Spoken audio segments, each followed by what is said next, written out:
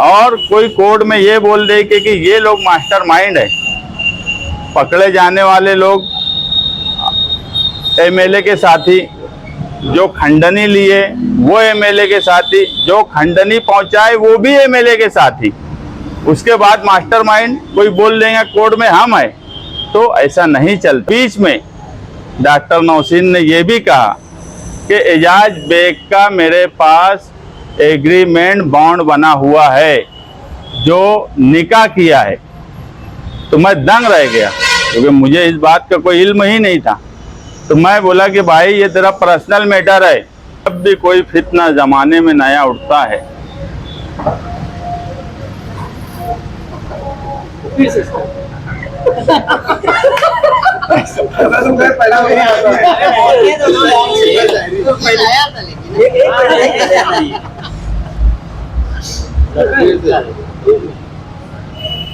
जब भी कोई फितना जमाने में नया उठता है वो इशारे से बता देते हैं तुर्बत मेरी।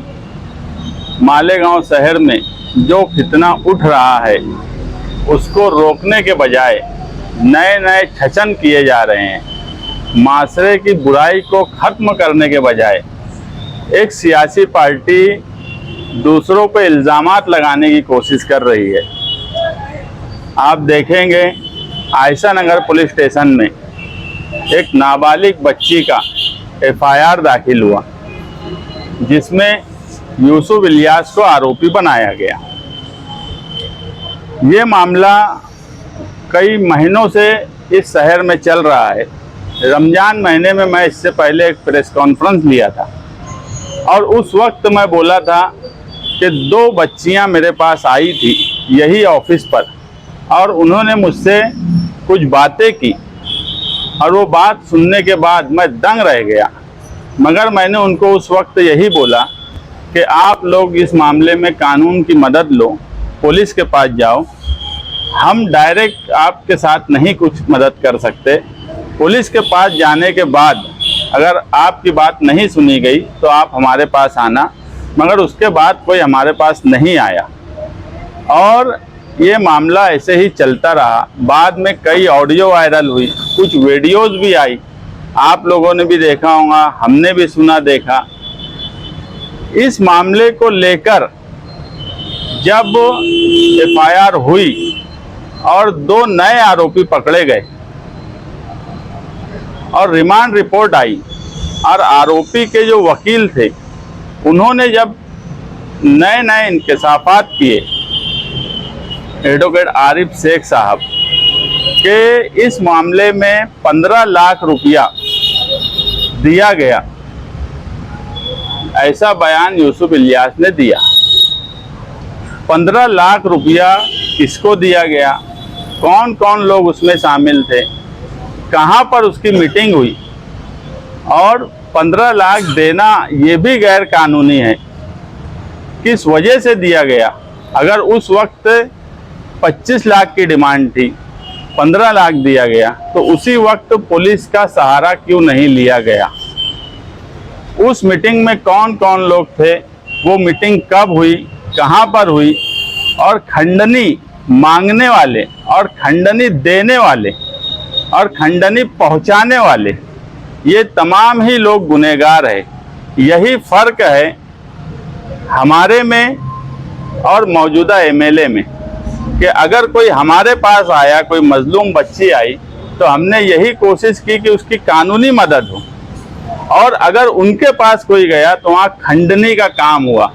तो मैं पुलिस डिपार्टमेंट से रिक्वेस्ट करूँगा कि इस खंडनी की मीटिंग कहाँ हुई, खंडनी में पैसा किसको दिया गया, किससे लिया गया, कहाँ दिया गया, किन किन लोगों ने पैसा आपस में बांटा, ये सारी चौकसी होना चाहिए।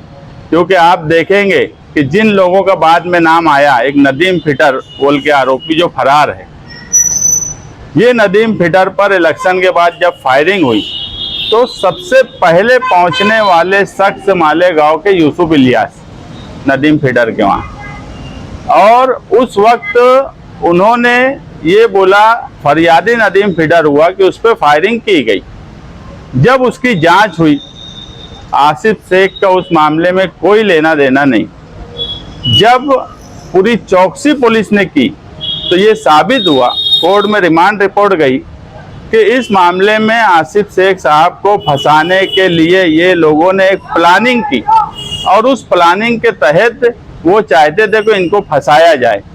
तो पुलिस भी देखे, मालेगांव शहर के लोग भी देखे कि कौन लोग प्लानिंग कर रहे हैं। जो आज आरोपी है, जिनको कल लाया गया, जो फरार हैं, ये सब एक ही पार्टी से मुंसलिक हैं। और कोई कोर्ट में ये बोल दे कि ये लोग मास्टरमाइंड है, पकड़े जाने वाले लोग एमएलए के साथी, जो खंडनी लिए वो एमएलए के साथी, जो खंडनी पहुंचाए वो भी एमएलए के साथी, उसके बाद मास्टरमाइंड कोई बोल देंगे कोर्ट में हम है। तो ऐसा नहीं चलता। इसकी पूरी जांच होना चाहिए, हर तरीके से इंक्वायरी होना चाहिए कि रमज़ान महीने में डॉक्टर नौशीन ने किन किन लोगों से फ़ोन पे रब्ता किया, उसका सीडीआर निकालो, किससे किससे उनकी बातचीत हुई, क्या क्या बातचीत हुई, सारे सबूत रमज़ान महीने की कॉल रिकॉर्डिंग में मिल जाने वाले हैं और ये जांच होना ही चाहिए। अगर मौजूदा एमएलए फितने को खत्म करने की कोशिश में होते और ये चाहते कि ये माशरे की बुराई है, तो उसके लिए उनको ये करना चाहिए था कि इंक्वायरी हो। अगर कोई तुम्हारे पास आया या किस तरीके से पैसे का मामला हुआ, ये सारी काम काज करने के बजाय पुलिस डिपार्टमेंट को कोई खबर क्यों नहीं दी गई उस वक्त जब पैसे का मामला आया। ये एक बड़ा जुर्म है कि मालेगांव जैसे शहर में, जिसे दीनी शहर कहा जाता है, जहाँ के एमएलए एक इमाम है, उनकी पार्टी के ही सब लोग देने वाले भी लेने वाले भी, तो इसकी इंक्वायरी होना चाहिए। ये मामला जब अभी हमारे पास आया, डॉक्टर नौशीन आई, उस लड़की को लेकर आई और उसने बोला कि यार ये लड़की कई महीनों से परेशान है, इसके साथ ऐसा ऐसा हुआ है। तो हमने एकदम क्लियर बात बोली कि आप पुलिस के पास जाओ, पुलिस इस मामले में आपके साथ इंसाफ करेंगी अगर आप इंसाफ चाहते हो।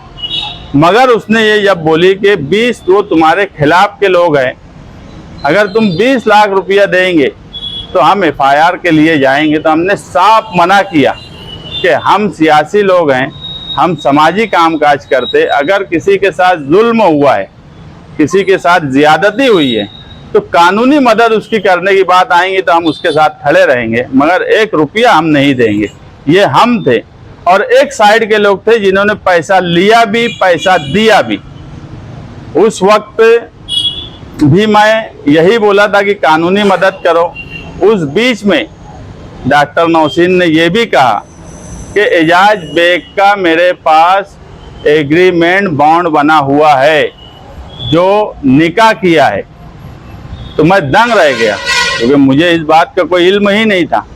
तो मैं बोला कि भाई ये तेरा पर्सनल मैटर है, हमको क्या लेना है एजाज बेग ने निकाह किया कि नहीं किया, हम क्या करेंगे उसके वास्ते, हमको इस मामले में पढ़ना ही नहीं है। वो तेरा पर्सनल मामला है, तुझे जैसे करना है कर, मुझे ना बॉन्ड की ज़रूरत है, ना मुझे चाहिए, ना उस मामले में मुझे कुछ बोलना है। तो इस तरीके की बातें जब हो रही है तो हर बात की चौकसी होना चाहिए। अब सिर्फ दिन भर पुलिस स्टेशन में जाना और दबाव बनाना और ऐसे लोगों के खिलाफ दबाव बनाना जो हर वक्त कानून की मदद करते हैं, कानून के दायरे में रहते हैं। हमने कभी, आसिफ भाई और मैं, हमने कभी कानून के खिलाफ कोई काम नहीं करते। हम हमेशा ये मानते हैं कि अगर किसी के साथ जुल्म हुआ है, ज्यादती हुई है, तो उसका साथ देना चाहिए और हर हाल में देना चाहिए।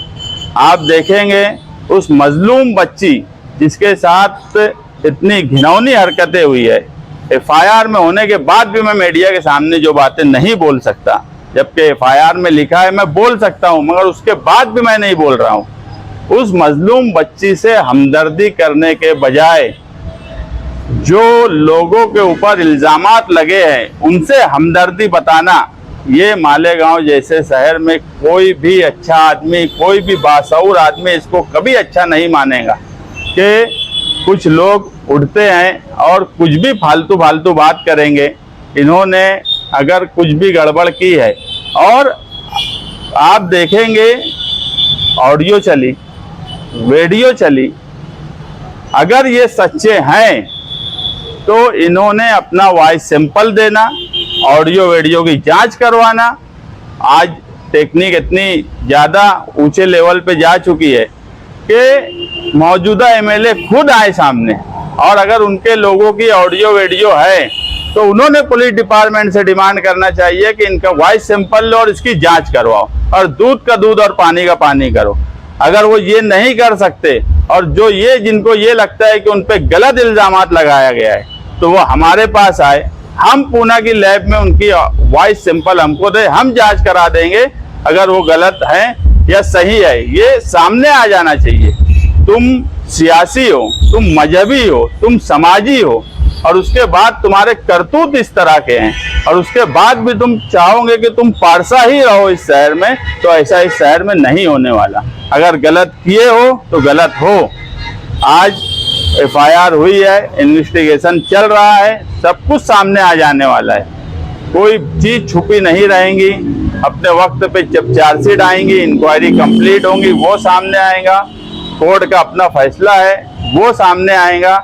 हम उस मामले में कुछ बोलना नहीं चाहते, जो इंक्वायरी है वो हो, मगर मजलूम के साथ अगर खड़ा रहना गलत है तो हम गलत कर रहे हैं, मगर हम मजलूम के साथ खड़े रहेंगे। आखिर से आपको मास्टरमाइंड बताया गया है, क्या इसके ऊपर कोई कानूनी कार्रवाई आप लोग करेंगे? हम सिर्फ अभी ये चाहते हैं कि इस पूरे मामले में खास तौर से ये मास्टरमाइंड किसी कोई बोल देवे, उसके बोल देने से, एक आरोपी के बोलने से कोई मास्टरमाइंड नहीं होता। हम इस मामले में ईमानदारी से हैं। हमने किसी को ना ये सोचा कि कोई फंस जाए। अगर फंसाने की ही बात सोचते तो एजाज बेग का ही ले लेता था एग्रीमेंट। मैंने डायरेक्ट बोला भाई तेरा पर्सनल मामला है, उधर ही ले जा, मेरे को क्या करने का, एजाज बेग ने निकाह किया नहीं किया उससे मेरा क्या लेना देना। तो इस लाइन पे हम नहीं गए।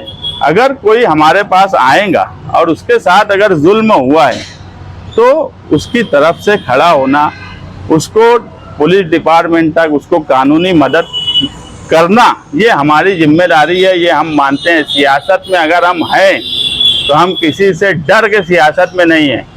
मजलूम के साथ खड़े रहना, कोई कितना भी उत्तम हो, कितना भी बड़ा सेठ हो, हम उससे डर जाएंगे और उसके साथ नहीं खड़े रहेंगे, ऐसा नहीं होगा। हम उस मजलूम बच्ची को पुलिस स्टेशन तक भेजे, ये बात बिल्कुल सच है।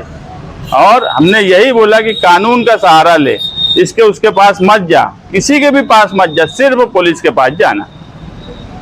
डॉक्टर मोहसिन जब आपके पास आई थी तो क्या एजाज बेग का जो आपने बताया, तो क्या उसका एग्रीमेंट आपको बताया था? नहीं, उसने बोली कि उसने बोली कि मेरे पास एजाज बेग का निकाह का एग्रीमेंट है, तुम अगर चाहेंगे तो मैं तुमको दे सकती और तुम उसके ऊपर देखो क्या कर सकते। तो मैंने डायरेक्ट, जब मुझे उस मामले में पढ़ना ही नहीं था, वो एजाज बेग का और उनका पर्सनल मामला है, मुझे वो इल्जाम लगा रही होगी एजाज बेग।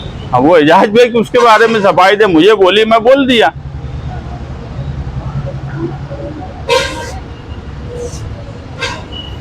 वासिफ वकील ने कोर्ट में कहा कि इसमें बड़ी-बड़ी मछलियां और चेहरे में सामने आ रहे हैं। मैं बार बार जो एक बात बोल रहा हूँ कि रमजान महीने में 15 लाख रुपये जो आरोपी ने खुद कबूल किया है कि दिया है, लेने वाले उनकी पार्टी के, देने वाले उनकी पार्टी के, मगर वो 15 लाख खंडनी के मीटिंग कहाँ पे हुई, मुशौरत चौक में, वो भी सामने आएगा। कौन कौन लोग उस मीटिंग में हाजिर थे कि पैसा दिया जाए खंडनी का, और किसको दिया जाए, किससे लिया जाए, वो भी सामने आएगा। हर चीज़ सामने आने वाली है। मेरा सिर्फ ये बोलना है कि जांच जो है वो सही ढंग से हो रही है, सही ढंग से होना चाहिए, और हर बात सामने आना चाहिए। क्योंकि अगर पैसा दिया गया है तो ये एक जुर्म है, और उसमें जो जो शामिल है सबके नाम आना चाहिए।